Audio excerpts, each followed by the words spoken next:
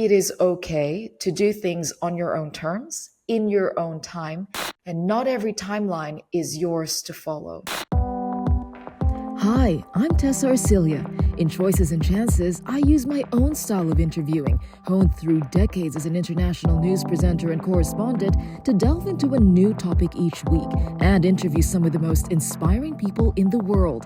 Life is a series of choices, choices that give us chances to live our best lives. My goal is to turn the wisdom of people I talk to and lessons from my own experiences into ideas you can use. So if you'd like to be inspired by other stories, hit the subscribe button and join the community.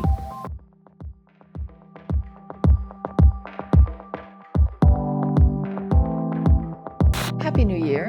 This is my first podcast episode, LinkedIn post, social media post of 2025. And it is the 22nd of January. So it's not exactly the high energy, bursting out of the gates kind of start that I envisioned for 2025. I had a whole plan in December of 2024 that this was what I was going to do from week one. I'm going to take advantage of that energy of people of wanting to start something new. But that just didn't happen for me. We had a family loss, and there are lots of challenges that come with that. There are a lot of different things happening in the background, and it just didn't feel authentic. It just didn't feel right to rush into 2025 and present myself in the way that I had envisioned when that doesn't align with the reality of what was happening in real life. Now, why am I sharing this? Because it actually drives home a point and reiterates a lesson that I've learned throughout my career and my personal life, that it is okay to do things on your own terms, in your own time, and not every timeline is yours to follow. It is okay at times to do things a little slower because of what's happening in your life, because it's just not right for you, regardless of whether you're seeing everyone else around you zooming past you. LinkedIn is that platform where you see everyone doing amazing things, and we're happy for the people in our network and we're happy for their success, but it also puts that pressure on us to think, oh, but what am I doing now? I'm not doing as much as everyone else is doing. And I can tell you, I felt that pressure in January. But because of this family loss, that put things in perspective. So I reiterate, it is okay to do things on your own terms, in your own time, and it is okay to follow your own timeline. Now, this brings me to something that I have learned again throughout my career and my life and developed in myself, which is the strength of mind and that autonomy and that confidence. And for any one of you who's ever chatted with me, my mentees, the things that I teach first and foremost is really mindset and confidence. And that sounds like it's not an expertise or a skill, but I can tell you that that is at the core of everything that we do, whether you're a military strategist negotiating a high stakes contract to a parent raising a child. That strength of mind and that autonomy in the decisions that you make and the path that you create for yourself is going to be so important. It's the foundation, I think, of any pursuit in our lives. There are times in our lives when there is a rule book and it works well to follow that to the letter. And there are times in our lives when there is no path to follow. You can't see what direction to go. And that is when you need to create and carve your own path. Both of those things require that strength of mind and that autonomy and that confidence in yourself that your decision is the right decision for you and those around you, rooted in your value system, in integrity, and in compassion. And if you look down, if you're on LinkedIn, if you look down on looking at my career, it's non-linear. It's not, especially coming from a generation where the generation above us believed that a career in one place was the way to go. So our parents, many of them have stayed in one job for 18 years, 20 years, to receive that long service award at the end of it. And then there's our generation where we were kind of experimenting with what worked best. And to be doing that, to have been doing that in my career was scary because there was no blueprint for that. If you look, I have a 2 to 3 year, I suppose, limit in every place. Even if I stayed in the same place, I would have moved position every 2 to 3 years. Now, what that allowed me to have is this diversity of experience and working with brilliant people in the industry. I was exposed to so many different people. So now my network is just full of people I really admire because I got to work with them in that time. I say I've been in the media industry for 20 years. I was able to maximize being in different newsrooms, knowing how different newsrooms work, knowing how culture filters into different newsrooms, knowing how newsrooms in different countries understand, process, present the news. It was just such a rich experience. And there were times when I thought, oh my God, do I have to just stay in this position for a really long time and that would mark my success?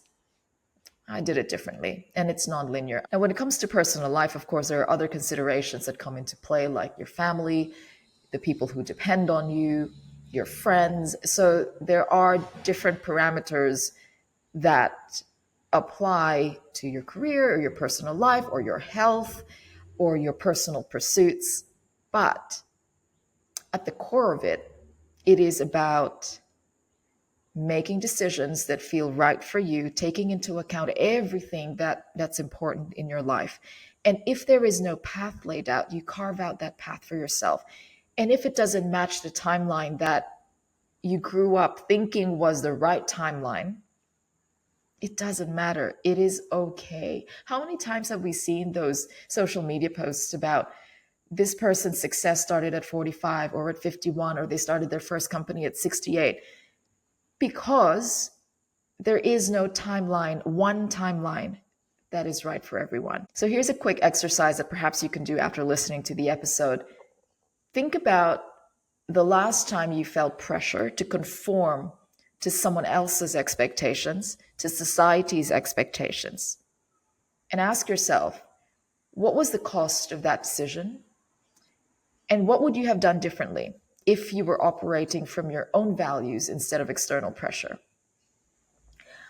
I can give you lots of examples of how I applied that in my life, in my job, even in my reporting. There are stories that you cover where there is an external narrative, and that external narrative puts pressure on you, the reporter, to think of things a certain way. And it takes a certain amount of discipline, of using the scientific method to verify information, to have that strength of mind, autonomy, and confidence in your decisions, in how you approach that story. And I think self-awareness plays a huge part in getting that confidence and gaining that autonomy of self, of strength of mind. I'm aware of my education, biases, background, cultural references. I'm aware of all of that. And in making decisions and in carving my own path, all of those come into play, and I am aware. And one point I would like to make, and I know this is deviating a little bit from the main message, it's that I never painted myself as a victim and never felt like a victim. You can say that externally I fit into the mold of the minority of a minority of a minority, especially at the time when I was starting in my career, female, not educated in Western elite schools, born and raised in two different cities that were both colonies, or a country and a city that were both colonies of different powers. All of that could have made me feel less than, inferior, or whatever it is that the external narrative tells me people might feel in that position.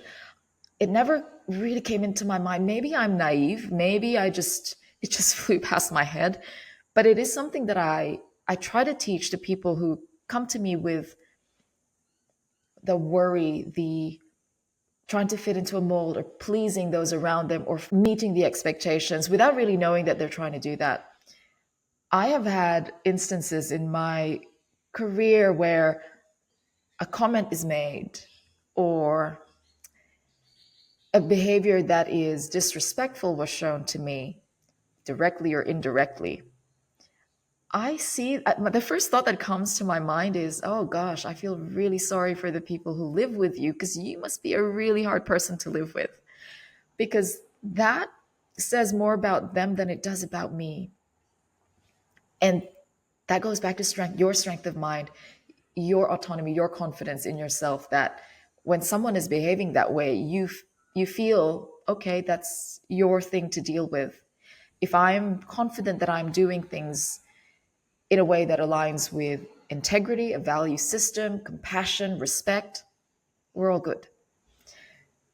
I can give you a lot more examples of that, but I'm not going to put it all in one episode. It's going to be a lot to digest. But I just wanted to share that message with you that here I am, the 22nd of January, starting my very first 2025 post and episode. Not exactly the plan I had in mind, but that's okay. So don't be so hard on yourself. If you have to course correct, if you have to pivot, if you have to go back to the drawing board and start again, that's okay. So at the end of last year, I had a lot of responses and people reaching out to me when I talked about the lessons I learned from mentorship and also the milestones I reached in building my podcast, which I hope will grow and reach more people, because I really want the message to make people think. I'm not out here to convince anyone of anything, but I would hope to contribute to conversations and to thought and to introspection and to building bridges and fostering engagement, right? I'm building my podcast publicly and building my business publicly, and it is not all roses. It is not a walk in the park. There's so many considerations in the background, so many things that I'm learning about the technology, and AI is changing so quickly. Systems are changing so quickly. You just have to keep catching up. But it is doable. And here I am again in a nonlinear path. I left a full-time job in my field, in media and television news, to embark on a completely different path because this feels more aligned with the life I'm trying to build. I think that's a question that you just have to ask yourself. I really want to create something meaningful. And I'm sharing all the lessons with you in the hopes that it might inspire somebody to take action, that it might build up somebody else's confidence, that it may show other people that you're not alone in choosing a different path. So 2025, for me, this is about building with purpose, with intention, not rushing to tick boxes or rushing to compete with external metrics of success, but making sure that I have my internal compass, an internal measure of what success means to me. And I've redefined that completely. I'm now in my 40s. It's different now. So as you move into this year, and we're already at the end of January, can you believe that? I invite you to reflect on this. What does strength of mind look like to you? And where in your life do you need to step back, recalibrate, and redefine success on your terms? And I can tell you, I've redefined what success means. The value I place on time, sleep, flexibility, freedom. It's very different to what it was even just a few years ago. And I know exactly the kind of life I want to build.